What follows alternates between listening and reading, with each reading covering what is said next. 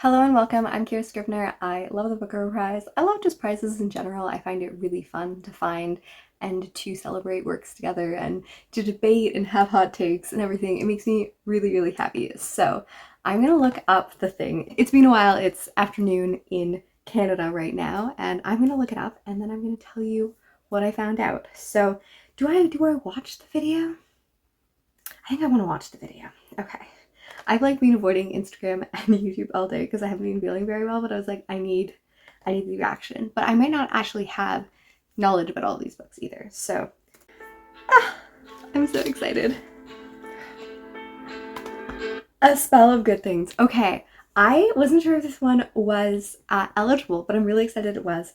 It was one, I'm not very good at pronouncing the name of the author unless I look it up. However, I have looked at her work before and I've been really excited at it. The Spell of Good Things is a book that's been off and on, like, you know, when you put it on the things for holds and you want to read it.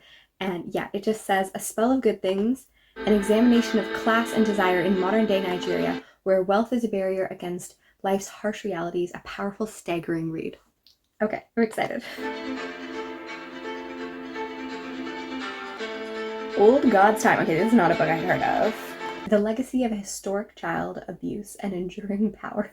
I feel like I need to retake that because saying the legacy of, I thought it was just saying historic, not something really horrific, but the legacy of historic child abuse and enduring power of love are sensitively explored in this compassionate and quietly furious book.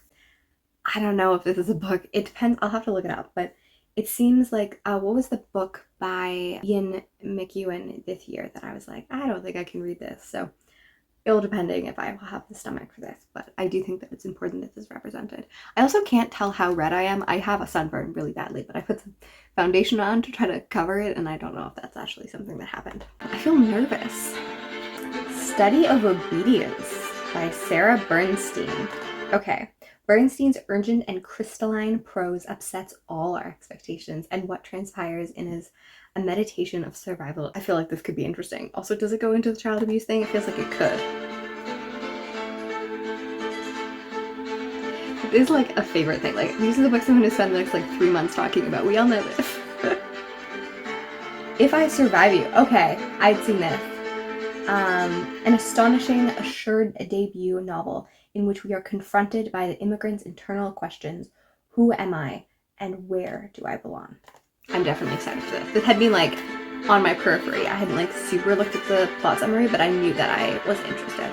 Elaine Feeney, How to Build a Boat, an absorbing coming-of-age story which explores the restrictions of class and education, a genuinely moving novel. I do love how never everyone predicts everything and they're like, we're gonna get it, and we never ever get it. And I find it really funny that, like, you know, we can have all like these are definites and they never come to pass. I find that very funny. I'm really excited. This is gonna introduce me to a bunch of books that haven't been on my radar that get to be now. I think it's gonna be great. The Other Eden by Paul Harding. Based on a relatively unknown true story, Paul Harding's heartbreaking, beautiful novel transports us to a unique island community. I definitely had this. So I meant to do a predictions list and then just never did because July ended up being crazy. And I'm not necessarily like gung-ho about a lot of like white male authors, but this is a book that I was like, maybe, but you know. Ready? Ooh, The Pearl by Cn Hughes, a mysterious story of meditation and grief, abandonment and consolation, evoking the profundities of a haunting medieval poem. Man, that's my thing. There's a poet on here and also a bunch of medievalists, and oh, this looks good. This is gonna be fun. I probably won't be able to get it because with my luck, I never can. And another? The Little Bird Hearts by Victoria Lloyd Barlow. This also, okay, I need to wait for the whole, okay, this seems like my list. Written from perspectives of an autistic mother, it masterfully interweaves themes of familiar love and trauma with psychological acuity and wit.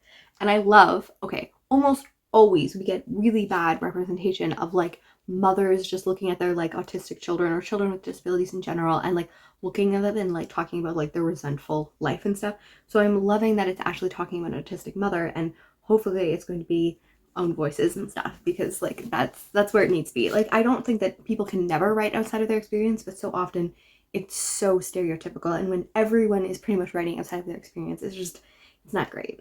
I just love the title. It's just so good. Prophet Song by Paul Lynch. I like this cover. Look at that just nice black cover first. I can tell that I'm very red. It vividly renders a mother's determination to protect her family as Ireland's liberal democracy slides terrifyingly into totalitarianism. This I don't think was on the list, but we knew there was going to be a big Irish novel, and good. I'm excited. Prophet Song. I just love, it's a great cover. I really hope I like it. In Ascension by Martin McManus. This is a book that was the first one that was like widely in recommendations, I think. In this strange world, every outward journey to space or the depths of the ocean is an inward one, a Solaris for the climate change age. Interesting. That doesn't like necessarily like hit me off in the thing, because I do like more. I love when political things are very prominent, but I often love them to be told very specifically through a point of view. There's this quote that I'm forgetting where I'm getting it from, but the idea that every novel is political rather than making a political novel. So I will see how it is. In Ascension, it's just like, it's covering stuff like that just never hit me in general, even though before I knew what it was, I was like, I don't think I'm going to be into that. But who knows? Who knows? This is very exciting though. They're so neat. The Western Lane by Chetna Morrow. A deeply evocative debut about a family grappling with grief, skillfully deploying the sport of squash as both context and metaphor. I'm just in love. I was like, skillfully dealing with grief. Great. And then the squash. I love specific sports and like metaphors, and yeah, that it's like a kind of unnerving thing of them cocooned together. It's a little bit like the original cover of Normal People, which is them in a sartine thing. Interesting. I love this. I'm just so happy. Paul Murray, The Bee Sting. Okay, and this was another one. I think he's a former well-recommended one. Hilarious and heartbreaking, this family drama brilliantly explores how our secrets and self-deceptions catch up with us. I feel like it sounds like an old man, which does make me less inclined, but I do love family dramas with self-deceptions catch up with us. There's another one. The House of Doors. Okay, I remember this one. Magisterial and haunting tale of a forbidden love and loss in the shadow of revolution and empire. Historical fiction at its finest. And this author has been shortlisted or longlisted before, I believe. Okay, this makes me excited. I love a good historical fiction. Oh, that's it!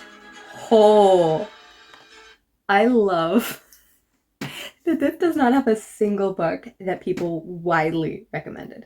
And I'm so good. I think If I Survive You might have been on a few lists. And so was A Spell of Good Things. And like a few of them might have been mentioned briefly, but none of these books are the books that people thought were going to get it. And this is always what happens. And I find it hilarious every time. I will have a more researched video in the future to talk about it. These ones here are the ones that kind of recommend me a little more. And All the Little Bird Hearts, The Prophet's Song, A Spell of Good Things, If I Survive You, The Study of Obedience. Those are the books that I kind of gearing more toward. How I Build a Boat, I'm already forgetting exactly what it's about, but I feel like that one was interesting to me. I love that this list, and I'm eager to research the people more and to see everyone else's results. That just makes me so happy.